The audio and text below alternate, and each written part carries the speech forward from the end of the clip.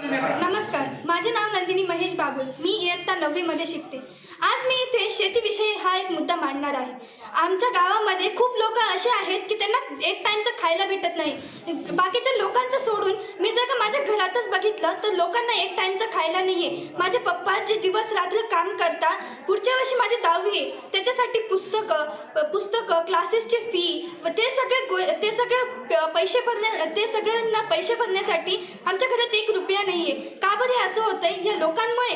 कारण की शेती आणि शहरांमधले लोक जर का बघितले ते घरी बसूनच म्हणतात ते एक रुपया कमवत आहेत, पण त्यांच्याच मालाला मार्केटमध्ये भाव भेटत नाही तर ते कुठे जातील हो? तुम्हाला माहिती आहे, हे सगळ्यांनाच माहिती आहे की आपल्यालाही जीवन जगायचंय, शेतकऱ्यांनाही जीवन जगायचंय, जे शहरात राहणारे लोक आहेत त्यांनाही जीवन जगायचंय. त्या सगळ्यांसाठी काय गरजेचं आहे? त्या सगळ्यांसाठी भाजीपाला, जे कडधान्य आहे ते महत्त्वाचे आहेत. पण जर का इथे शेतकरीच नाही राहिले, शेतकरी जर का दिवसेंदिवस आत्महत्या करू लागले, ते 60 रुपयाची बॉटल घेऊन येऊन ते प्यायला लागले, तर कोण राहणार हो इथे? जर का तुम्हालाही इथे आयुष्य जगायचं असेल तर करा ना मदत त्या शेतकऱ्यांना. आणि पैसे नाही आहेत म्हणून ते लोक गाव विकायला निघालेत.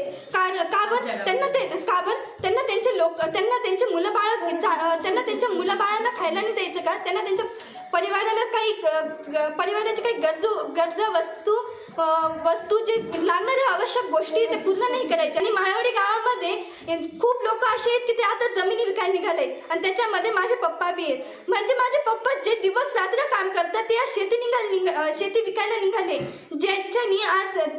ज्याच्यानी एवढे वर्ष आम्ही आयुष्य काढले, ज्या शेतीने आम्ही आमचे एवढे आयुष्य काढले, तीच शेती आम्ही विकायला निघालोय. जी आमची मातृभूमी आहे, जी आमची संस्कृती, म्हणजे शेतकऱ्यांना जी आवश्यक गोष्ट आहे ती जर का मिळू नाही लागली तर मग कोण राहणार हो या पृथ्वीवर? जर का इथे शेतीच नाही राहिली तर लोकही नाही राहणार. जर का इथे लोक नाही राहिले आणि आता आम्ही आमची शेती विकायला निघालोय. आणि आता आम्हाला फक्त एवढंच म्हणायचं आहे की आम्ही फक्त हे गाव विकायला निघालोय. धन्यवाद. तर या मुलीने आपल्या वडिलांची मांडलेली व्यथा आपण पाहिलेली आहे. मात्र माळवाडीमधल्या प्रत्येक शेतकरी कुटुंबाची हीच व्यथा आहे. थेट गाव विकत काढण्याची वेळ त्यांच्यावरती आलेली आहे आणि त्यांची ही व्यथा माझे सहकारी गणेश सावंत आपल्यापर्यंत पोहोचवतात. गणेश.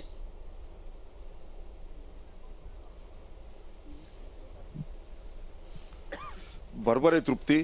खरं तर महाराष्ट्रामध्ये शेती म्हणजे शेतीप्रधान महाराष्ट्र ओळखला जातो. आतापर्यंत सोन्याचा धूर या महाराष्ट्रातून निघायचा, त्याला केवळ शेती आणि शेतीच जबाबदार होता. इतर जरी उद्योग आले असेल, औद्योगिक क्रांती जरी झाली असली तरी महाराष्ट्राचा शेती हाच उत्पन्नाचा मुख्य पाया आणि मुख्य उत्पन्नाचा स्रोत राहिलेला आहे. मात्र ती शेतीच आता जीवावर उठली आहे का काय? त्याला अस्मानी बरोबरच जास्त करून जे सुलतानी संकट, सरकारच्या ज्या विविध योजना राबवण्यात येणार अपयश, असे अनेक त्याला कारणं आहेत. आणि त्यामुळेच देवळा तालुक्यातील जे गाव आहे माळेवाडी, ह्या गावातील शेतकऱ्यांनी एकत्रित येऊन ठराव करून निर्णय घेतला की आम्ही आता आमचं गाव जे आहे ते केंद्र सरकार किंवा राज्य सरकारला विकतो आहोत. आमचं संपूर्ण गाव, आमची संपूर्ण शेती जी आहे ती केंद्र आणि राज्य सरकारने विकत घ्यावी, त्यातून आम्हाला पैसे द्यावेत आणि आम्ही निदान सुखाने समाधानाने राहू शकू एवढे आम्हाला पैसे द्यावेत, अशी जी मागणी ती केली आहे. आपल्याबरोबर माळवाडीचे जे आहेत, माळेवाडीचे अनेक ग्रामस्थ आहेत, त्या आता आपल्याशी बाबतीत बोलतील. काय तुम्ही गाव विकायला काढलेलं आहे, तुमचं काय म्हणणं आहे आणि यामागची नक्की भूमिका काय आहे? आमचं गाव आम्ही केंद्र आणि राज्य सरकारला विकण्यासाठी काढलेलं आहे आणि आमची अशी विनंती आहे की केंद्र सरकारनं आणि राज्य सरकारनं आमचं गाव विकत घ्यावं. मी यशवंत गोसावी, मी शेतकरी पुत्र आहे. मागच्या 3 वर्षापासून आमचा इथला कांदा उत्पादक शेतकरी जो आहे हा सरकारच्या धोरणामुळे मातीमध्ये गेला आहे. म्हणजे मागच्या 3 वर्षापासून साधारणतः उत्पादन खर्च सुद्धा शेतकऱ्यांचा सुटत नाहीये. प्रति 1 क्विंटल 1700 ते 1800 रुपये कांद्याचा हा उत्पादन खर्च आहे. आणि आज रोजी मागच्या 3 वर्षापासून प्रत्येक वर्षाला 100 रुपये 200 रुपये क्विंटलने शेतकरी कांदा विकतोय. मग हे आसमानी संकट जेवढं वाईट आहे त्याहून जास्त संकट हे सुलतानी संकट आहे. आणि अशा परिस्थितीमध्ये शेतकऱ्याच्या डोक्यावर कर्जाचा डोंगर उभा राहिला आहे. म्हणजे दिवसाला किमान पंचक्रोशीमध्ये 2 पेक्षा जास्त शेतकरी आत्महत्या करतायत. मग अशा वेळी या जमिनी ठेवून करायचंय काय? आम्ही माती म्हणतो, देश कृषी प्रधान आहे असं आपण म्हणतोय. शेतकऱ्यांच्या बळावर देश चाललाय अशा भूमिका सगळे राज्यकर्ते मांडतात. पण सत्तेत गेल्यावर यांना आमचा विसर पडतो. मग या मातीला जमिनीला ठेवून आम्ही काय करावं? आमची सरकारला, राज्य सरकारला आणि केंद्र सरकारला विनंती आहे, त्यांनी आमचं गाव विकत घ्यावं. आमच्या समस्त ग्रामस्थांनी गाव विकायचा ठराव केलेला आहे, सर्वानुमते हा ठराव केलेला आहे आणि हे गाव तुम्ही विकत घ्यावं आणि आमचा शेतकरी कर्जातून मोकळा करावा, कारण आमच्याकडे दुसरा आता पर्याय उरलेला नाही. पण गाव कावर विकत, ही कल्पना कशी आली की गाव आणि आपली शेतीच विकली पाहिजे? हे गाव असं गाव तुम्हाला वाटतं? आपलं जन्मदातं गाव आहे, आपली शेती जी आहे ती वडिलोपार्जित आहे, असं असताना हे सगळं विकून टाकावं, एवढ्या उद्विग्नता का बरं आली? आमच्याकडे शेती सोडलं तर दुसरा कुठलाही विकण्यासारखं उरलेलं नाही. शेतकरी कर्जाने बुडालाय, बँकांचं कर्ज आहे, पतसंस्थांचं कर्ज आहे. आज परिस्थिती अशी आहे की पीक कर्ज सुद्धा बँका शेतकऱ्यांना उभं करायला दारात तयार नाहीयेत. आणि मग अशा वेळी काय विकावं शेतकऱ्याने? कारण आम्ही आतापर्यंत शेती विकत नव्हतो, पण आम्ही आमचा माल विकत होतो. पण मागच्या अनेक वर्षापासून या सरकारच्या धोरणामुळे जर मालाला भावच मिळत नाही, तो पिकवून तरी काय करायचा? काल परवा एका शेतकऱ्यानं 4 एकर कांद्यावरती रोटर फिरवलाय, शेतातला कांदा शेतात खराब करून टाकला. का? कारण परिस्थिती अशी आहे की आम्हाला मालाला भावच मिळत नाही. अशा वेळी आमच्याकडे गाव विकण्याशिवाय, आमची जमीन विकण्याशिवाय पर्याय उरलेलाच नाही. हा, आता तुम्ही सगळ्या शेतकऱ्यांनी जो आहे तो कांदा हातात घेतलेला आहे. हा कांदाच तुम्हाला आतापर्यंत चांगलं उत्पन्न देत आलेला आहे, मात्र याच्या पुढे तो देईल याची तुम्हाला खात्री वाटत नाही, किंवा दुसरं पीक घ्यावं, किंवा कांद्यानेच तुम्हाला गोत्यात आणलं की सरकारने गोत्यात आणलं? कांद्यामुळे नक्की तुमची भूमिका काय? सर, दुसरं पीक घेण्याचा विषय असा आहे की नाशिक जिल्ह्यामधला आमचा देवळा तालुका आणि आमचं माळवाडी जे गाव आहे हे कांद्याचं आगर म्हणून संपूर्ण आशिया खंडात ओळखलं जातं. आज इथलं हवामान जे आहे हे कांद्याला अनुकूल आहे. अशा वेळी दुसरं पीक या भागात येऊ शकत नाही आणि त्यामुळे कांद्याचं सर्वाधिक उत्पन्न या भागात होतं. मग अशा वेळी कांदा उत्पादक शेतकऱ्यांकरता सरकारनं योजना राबवल्या पाहिजेत. कांदा उत्पादक शेतकऱ्यांचा कांद्याला किमान हमी भाव मिळाला पाहिजे आणि कांद्याशिवाय आमच्यासमोर दुसरा पर्याय नाहीये. आज इथं दुसरी कुठली शेती होऊ शकत नाही. आज ऊस लागवड करायची म्हणा तर एवढं पाणी या भागामध्ये उपलब्ध नाही. मग कांद्याशिवाय आमच्या समोर पर्याय नाही आणि संपूर्ण जगामध्ये या भागातला कांदा हा सुप्रसिद्ध आहे. मग अशा वेळी कांद्याचं उत्पादन सोडून आम्ही दुसरं काय करावं? आज शेतकऱ्यांच्या मुलांच्या लग्नांचा प्रश्न आहे, नोकऱ्यांचा प्रश्न आहे, आरोग्याचा प्रश्न आहे, शिक्षणाचा प्रश्न आहे आणि अशा सगळ्या प्रश्नावर शेतकरी हवालदिल झालाय आणि त्यामुळे आमच्यासमोर उपाय नाही आहे. आज राज्य सरकार असो किंवा केंद्र सरकार असो, हे जोपर्यंत विरोधामध्ये असतात तोपर्यंत त्यांना शेतकऱ्यांची जाणीव असते. सत्तेत बसले की यांना शेतकऱ्यांचा विसर पडतो. आज एकही आमदार, आमचा जाहीर आरोप आहे, महाराष्ट्रामध्ये एवढे आमदार आहेत, किती आमदार शेतकऱ्याच्या कांदा प्रश्नावर बोलतायत? तुम्ही शेतकऱ्याचे पुत्र म्हणून निवडून गेलात, मतं घ्यायला तुम्हाला शेतकरी लागतो. मग अशा वेळी शेतकऱ्याची बाजू कोणी घ्यायची? लॉकडाऊनच्या काळामध्ये देश कोणी जिवंत ठेवला? शेतकऱ्यांनी जिवंत ठेवला. मग आज त्या शेतकऱ्यांची परिस्थिती काय आहे?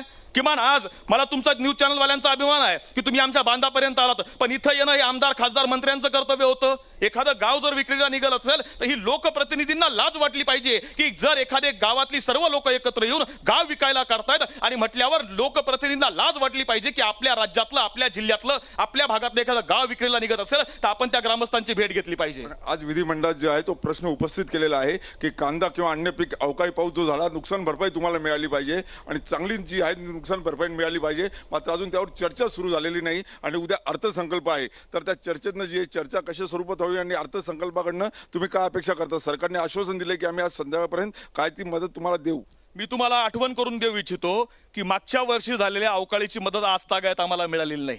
आज वर्ष उलटून गेलं, ती मदत अजून आज मिळालेली नाही. मग मागची मदत आज मिळालेली नाही तर ही मदत कधी मिळणार आहे? आणि विधिमंडळाचं अधिवेशन आम्ही सगळे एकत्र बसलोय ग्रामस्थ गाव विकण्यासाठी आणि आम्ही सगळे टीव्हीवर बघतोय, अधिवेशन चालू आहे. अधिवेशनामध्ये सातत्याने एकच मुद्दा मांडला जातोय की नाफेडच्या माध्यमातून खरेदी केली जाणार आहे. आमचा जाहीर आरोप आहे, नाफेडच्या माध्यमातून शेतकऱ्याला फक्त लुटीला लावलं, देशोधडीला लावलं जातंय. नाफेड हा फसवणुकीचा धंदा आहे. आमचा त्यावर विश्वास नाही. शेतकऱ्यानं, सरकारनं आमच्या कांद्याला हमीभाव दिला पाहिजे. निर्यातीकरता निर्यातदारांना जास्तीत जास्त मोठ्या संख्येनं पुढे आणलं पाहिजे, जेणेकरून कांद्याची निर्यात जगभरात होईल, कांद्याला भाव मिळाला पाहिजे. नाहीतर आमचं गाव विकणे यावर आम्ही ठाम आहोत. आम्ही गाव विकणारच आहोत. खरं तर गाव विकायची वेळ आलेली आहे. त्याचवेळी पतसंस्था असतील किंवा बँका असतील, सहकारी बँका असतील, नॅशनलाइज बँका असतील, यांचं जे कर्ज आहे ते मोठ्या प्रमाणावर शेतकऱ्यांनी घेतलेलं आहे. त्याचवेळी खाजगी सावकारी जे तिचाही विळखा पडतो आहे. तर किती साधारण ती शेतकऱ्यांनी कर्ज घेतलेलं असेल आणि ते कर्ज जर कांदाच विकला जात नसेल तर इथला शेतकरी ते कर्ज कसं परतफेड करणार आहे? त्यासाठी इथल्या शेतकऱ्यांना काही कोणी मार्गदर्शन केलं आहे किंवा तुम्ही काही याच्यात ठरवलं की आता कांदा जर विक्री झाला नाही आपला तर आपण कशा प्रकारे जे आहे ते कर्ज फेडायचं? सगळ्यात महत्त्वाचं म्हणजे आमची भूमिका अशी, दरवेळेस वेळोवेळी जी पण काही मागणी करायची शेतकऱ्याला ती शेतकरी मागणी करत असताना रस्त्यावर उतरणं, आंदोलन करणं, कुठल्या ना कुठल्या प्रकारे सरकारच्या निदर्शनात आणून देणं, ही गोष्ट सतत करूनही काही उपयोग झाला नाही. आमच्याकडे विकण्यासाठी फक्त आता आमची जमीन बाकी. ती जमीन विकून आमचे जे पण काही कर्ज आहेत सरकारी, ते कर्ज आम्ही फेडू. त्याच्यानंतर आमचं आरोग्य, शिक्षण, कुटुंब हे चालू.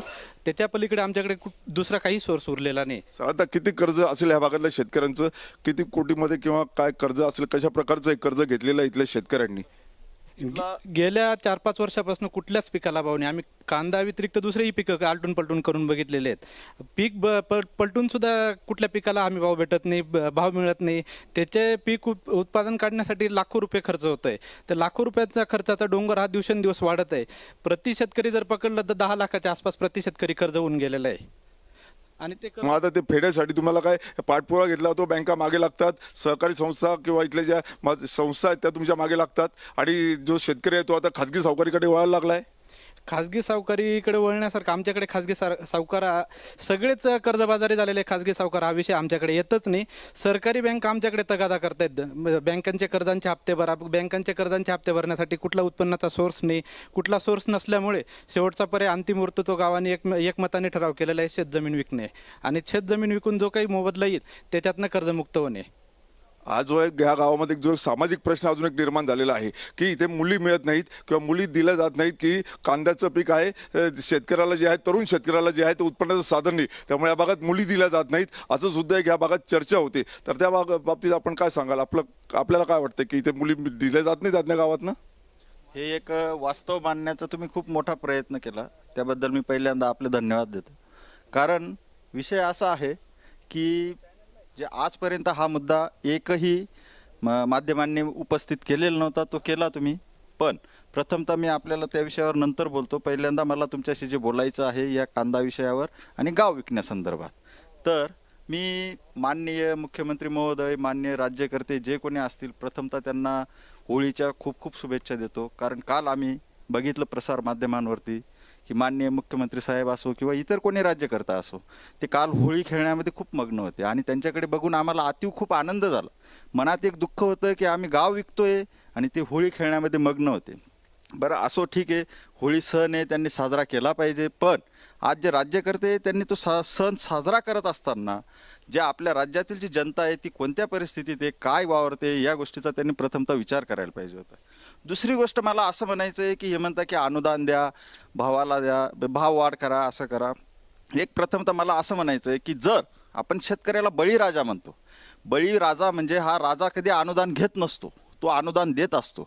जे की आम्ही 4 वर्षांपासून प्रति क्विंटल कांदा 1800 रुपये खर्च करून पिकवतो आणि तो 500 रुपये विकतोय. म्हणजे 4 वर्षापासून आम्ही राज्यातील जनतेला किंवा सरकारला अप्रत्यक्षपणे आम्ही त्यांना स्वतः तोटा खाऊन जो कांदा विकतोय, म्हणजे आम्ही अनुदान देतोय. आम्हाला तुमच्या अनुदानाची गरज नाही.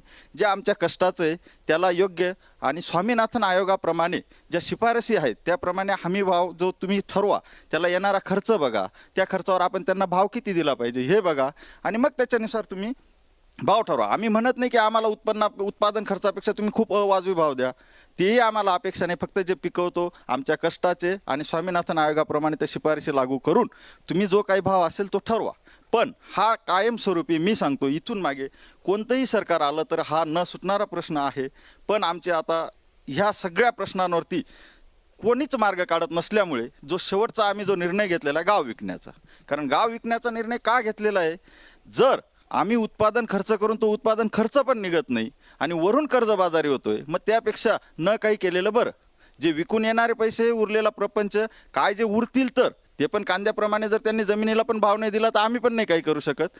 पण उरलेल्या पैशांवर थोडंफार राहिलेल्या प्रपंचाची तरी गुजराण होईल आणि त्यांचा काहीतरी उदरनिर्वाह होईल, हीच माझी अपेक्षा आहे. बाकी दुसरं काही नाही. आम्ही आता जे विचारलं की ह्या भागात मुली दिल्या जात नाहीत आणि मुली द्यायला लोक नकार देतात, त्यामागचं नक्की कारण काय की इथे उत्पन्न मिळत नाही, शेतकरी कर्जबाजारी आहे आणि त्याच्या कांदा पिकाला भाव नाही, हे यामागचं कारण असावं? हो, निश्चितच. कारण गंमत अशी आहे की कोणीही मुलगी देताना विचार करतो ना की आपली मुलगी ज्या माणसाला आपण देणार आहे तो तिचं पालन पोषण करू शकेल का. जर मला एक सांगा, कांदा पिकून कर्जबाजारी होतोय, त्या माणसाला काही भेटत नाही, तर मला सांगा तो मुलगी कोणत्या हिशोबाने देईल. म्हणूनच ह्या सगळ्या गोष्टींचं जे कारण आहे ते हेच आहे की मूळ शेतीमालाला भाव नाही आणि त्यामुळे शेतकऱ्यांना कोणीही मुली देत नाही. या भागात सत्ताधारी पक्षाचे आमदार आहेत, सत्ताधारी पक्षाचे खासदार आहेत, त्यांनी तुमच्या कधी भेटी घेऊन किंवा गाव विकण्याबद्दल जे आहे ते तुम्ही जे आवाहन केलेलं की आमचं गाव विकत घ्या, याला त्यांनी काही तुम्हाला प्रतिसाद दिला की काय करता येईल किंवा याच्यातनं काय मार्ग काढता येईल, असं तुमच्याशी काही चर्चा झाली आमदारांची किंवा इथल्या खासदारांची? राज्यकर्त्या वर्गाकडून आतापर्यंत ग्रामस्थांना कोणत्याही प्रकारचा दिलासा मिळालेला नाही. याउलट मी सांगू इच्छितो की कोल्हापूरचे युवराज छत्रपती संभाजी महाराज यांनी गावाला भेट देण्याचं या विषयावर कबूल केलंय. या व्यतिरिक्त शासनाच्या वतीने आमदार असो, खासदार असो, मंत्री असो किंवा कोणी लोकप्रतिनिधी असो, हे गावात आतापर्यंत आलेले नाही आणि यांनी ग्रामस्थांना दिलासा देण्याचा एकदाही अजून प्रयत्न केलेला नाही. पुढील काळ जे आहे, जसं तुम्ही आता गाव विक्रीची जशी मागणी खरेदीची मागणी केलेली आहे, आमचं गाव तुम्ही खरेदी करा म्हणून किंवा आम्ही गाव विकू इच्छितो, तर पुढील काळात जर तुम्ही निवडणुकांवर बहिष्कार टाकणार किंवा आज स्थानिक निवडणुका असतील किंवा लोकसभेच्या विधानसभेच्या निवडणुका असतील, त्यासाठी तुम्ही बहिष्काराचं साधन जे आहे ते उपसणार आहात? आम्ही लोकशाहीला मानणारे लोक आहोत. शेतकरी हा लोकशाहीला मानतो. निवडणुकांवर बहिष्कार हा पुढचा विषय आहे. आज रोजीला सर आमचा असा मुद्दा आहे की आज आम्ही गाव विक्रीला काढणं हा महत्त्वाचा ठराव आहे. निवडणुकांवर बहिष्कार टाकावा की न टाकावा हे पुढच्या काळामध्ये ग्रामस्थ एकत्र येऊन त्याचा निर्णय घेतील. हा काय सर्वानुमते घेतला जाणारा निर्णय आहे, त्यामुळे त्या निर्णयावर आज बोलणं योग्य होणार नाही. पण आजचा निर्णय हाच आहे की गाव विक्रीला काढलं, ही गोष्ट 100% खरी आहे. पण गाव विक्रीला काढले एक प्रातिनिधिक मागणी आहे, ती मागणी मान्य होईलच असं नाही, कारण तसं काही होऊ शकत नाही. आपल्याला माहिती प्रातिनिधिक मागणी तुम्हाला न्याय मिळावा म्हणून, पण तसं जर झालं नाही तर तुमच्याकडचा पुढचा पर्याय काय आणि तुम्ही याच्यात पुढे कसे जाणार आहात? कुठल्या प्रकारचं आंदोलन करणार आहात का? तुमची पुढची भूमिका काय असणार आहे? प्रथमतः आम्ही हेच ठरवलं होतं की कुठलंही आंदोलन करायचं नाही, कायदा सुव्यवस्थेला त्रास होईल असं वागायचं नाही. पण आता एवढं करून जर शासनाने आमच्या जमिनी घेण्यासाठी पुढाकार घेतला नाही तर आम्ही आता याच्यानंतर आमची पुढची अशी राहील रणनीती अशी राहणार आहे की आम्ही सर्व शेतकरी जो आमचा 7/12 आहे तो 7/12 काढून सहाय्यक दुय्यम निबंधक अधिकारी जे कार्यालय आहे तिथे आम्ही उतारे घेऊन जाणार आहेत आणि तिथल्या रजिस्टर साहेबांना जे असतील तिथले जे अधिकारी असतील त्यांना सांगणार आहे की आमच्या ह्या जमिनीवरती राज्य सरकार आणि केंद्र सरकार यांचं नाव लावून आमचे नावं कमी करून घ्यावेत, एवढी आम्ही त्यांच्याकडे मागणी करणार आहोत. तसं होऊ शकतं? कायदेशीरदृष्ट्या तसं शक्य आहे? तसे नावं लागू शकतात? आता जर मला एक सांगा की मग तुम्ही जर हा प्रश्न उपस्थित केला तुम्ही की ते नावं लागू शकतात किंवा नाही लागू शकतात, तर मग आम्ही करायचं काय? जर आता मला एक असं म्हणायचं आहे की ह्या विषयावर आम्ही जे आता ठरवलेले, आता आम्हाला पण माहिती आहे गाव विकायला काढलेले, हे घेतील नाही घेतील, पण आम्ही आमच्या पद्धतीने जे एक एक पायरी ठरवलेले त्या पायरीप्रमाणे आम्ही चालणार आहोत. त्याच्यानंतर काहीतरी त्यांना दखल घ्यावी लागणार आहे. पुढच्या काळात जो आहे तो तुम्ही एवढं आंदोलन करताय, आता नाफेड खरेदी करेल अशी घोषणा झालेली आहे, काही दिलासा मिळू शकतो असं वाटतं तुम्हाला? काही नाही, नाफेडची तर घोषणा ही फक्त एक काहीतरी फसवणूक आहे आमची. नाफेडचं सगळ्यात महत्त्वाचं त्यांचं नियम निकष जे आहेत ते एकदम चुकीचे आहेत. 55 mm पेक्षा मोठा कांदा खरेदी करायचा. आता जर 534 हेक्टरमध्ये जर कांदा उत्पन्न घेतलं जातं, त्याच्यात 55 mm पेक्षा मोठा कांदा जर पकडला तर 80 हेक्टरमध्ये निघेल तो बाकीचा 55 mm पेक्षा मोठा कांदा. आणि उरलेला जो काही छोटा कांदा आहे तो नाफेड तर घेणार नाही, कारण त्यांचे निकष आडवे येत आहेत आम्हाला. हे निकष वगैरे सगळं बाजूला ठेवून नाफेडनी जर खरेदी करायचं असेल तर शेतकऱ्यांच्या हितासाठी खरेदी करावी, त्यांच्या हितासाठी नाही. नाफेड 55 mm इथून खरेदी करणार 400 आणि 500 आमच्याकडनं, दिल्लीला विकणार 1800.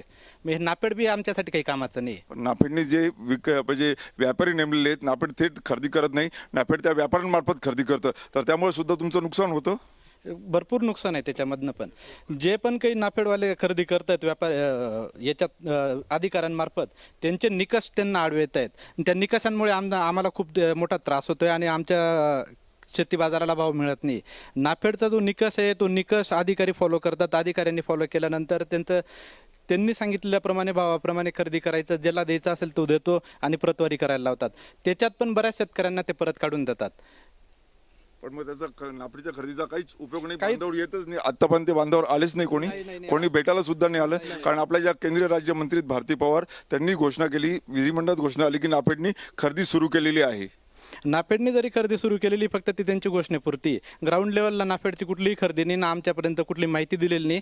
तुम्ही शेतकऱ्यांनी इथं यावं आणि आमच्या नाफेडमार्फत अशी खरेदी चालू आहे, या प्रकारे कुठलंही मार्गदर्शन आम्हाला नाही. आणि मार्केट बाजार समितीमध्ये नाफेडची खरेदी नाही, त्यांचं कुठंतरी स्पेशल राहतं, पण त्या निकषांमध्ये आम्ही अडकून जातो. त्या निकषांमध्ये आम्ही आम्हाला मुद्दाम का काय पासच करत नाहीत ते, आणि त्याच्यामुळे नाफेडमध्ये आमचा कांदाच जात नाही. या संदर्भात तुमचं काय म्हणणं? नाफेड संदर्भात जर बोलायचं झालं तर मला प्रथमतः हे सगळ्यांना लक्षात आणून द्यायचं आहे की नाफेड ही जी संकल्पना आहे फक्त एक गाजर दाखवण्याचा प्रयत्न चालू आहे. नाफेड आता झालेलं काय आहे की नाफेड म्हणण्यापेक्षा आता फार्मिंग प्रोड्युसर कंपनी असं त्यांनी नाव दिलेलं आहे. आणि ते करतात काय की नाफेडने जो घेतलेला माल आहे, जो शेतकऱ्यांकडून घेतलेला माल, त्यांनी तो माल परदेशात पाठवणं गरजेचं आहे. परंतु आता होतं काय की 2-3 वर्षांपासून ज्या फार्मिंग प्रोड्युसर कंपन्या ज्या आलेल्या आहेत, ज्याला आपण नाफेड म्हणतो, हे फक्त नाफेड हा शब्द जो आहे ना, त्याचं आता नवीन यांनी नामकरण केलेलं आहे असं म्हणायला हरकत नाही. आणि ते नाफेड शेतकऱ्यांच्याच उरावर कसं उठलेलं आहे मी तुम्हाला सांगतो की नाफेडने घेतलेला माल हा कमी भावात असताना त्यांनी शेतकऱ्यांकडून घ्यायचा. एक खाजगी कंपन्यांना तिथं त्यांनी टेंडर काढलेलं असतं, त्या कंपन्या चाळी उभ्या करतात, शेतकऱ्यांकडून तो माल घेतात आणि कमी भावात माल घेतल्यानंतर तोच माल परत त्यांनी शेतकऱ्यांच्या मार्केट कमिटी, कृषी उत्पन्न बाजार समितीमध्ये परत शेतकऱ्यांच्या मालाला कॉम्पिटिशन देण्यासाठी तो माल तिथे प्रतिस्पर्धी म्हणून तयार केला जातो.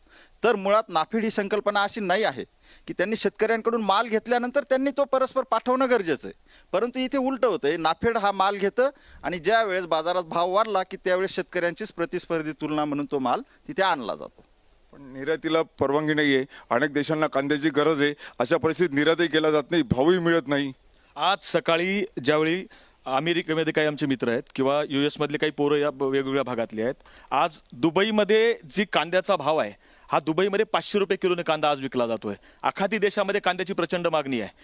भारत सोडला तर जगातल्या अनेक देशांमध्ये कांद्याला खूप मोठ्या प्रमाणात मागणी आहे.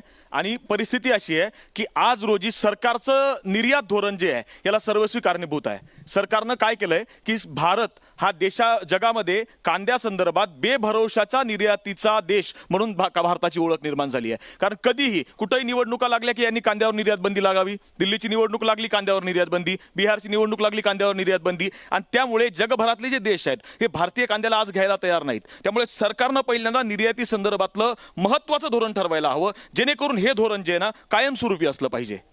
कायमस्वरूपी हे धोरण तुम्ही ठेवलं तर या शेतकऱ्यांना न्याय मिळेल. हा अनेक वर्षांचा प्रश्न आहे. पण आज परिस्थिती अशी आहे की शेतकरी देशोधडीला लागलाय साहेब. आणि मगाशी आमच्या बंधूंनी सांगितलं नाफेड ही शुद्ध फसवणूक आहे, नाफेडवर आमचा विश्वास नाही. आता सुद्धा विधिमंडळामध्ये केवळ एवढंच चाललो आहे, नाफेडच्या माध्यमातून खरेदी, आम्हाला नाफेडच्या माध्यमातून खरेदी नको, आमच्या कांद्याला हमी भावच मिळाला पाहिजे. नाफेड हे आजच्या परिस्थितीमध्ये ज्या ॲग्रो कंपन्या आहेत, या ॲग्रो कंपन्या कोणाच्या आहेत याची तपासणी सुद्धा राज्य सरकारनं केली पाहिजे. आमचा स्पष्ट आरोप आहे ॲग्रो कंपन्या, ज्या फर्टिलायझर ज्या ॲग्रो कंपन्या नवीन आलेल्या आहेत या सर्वस्वी राज्य सरकारच्या किंवा राज्यकर्त्यांच्याच आहेत, त्यांच्याच कुटुंबियांच्याच आहेत. आणि त्याच माध्यमातून हा कांदा खरेदी करून इथल्या शेतकऱ्याची फसवणूक तुम्ही लोक करतायत. नाफेड आम्हाला सांगूच नका, शेतकऱ्याच्या कांद्याला हमी भाव द्या, नाहीतर आमचं गाव विकत घ्या, एवढीच आमची भूमिका आहे. पण ही पंतप्रधानांची जी आहे ती महत्वाकांक्षी योजना आहे की शेतकऱ्याला न्याय मिळाला पाहिजे, 2 पैसे त्याकडे खेळले पाहिजेत. म्हणून जे आपले वाणिज्य मंत्री आहेत आणि पंतप्रधान आहेत यांच्या सूचनेनुसारच त्या कंपन्या ज्या आहेत त्या नियुक्त केलेल्या आहेत आणि त्या चांगल्या प्रकारे भाव देत आहेत असं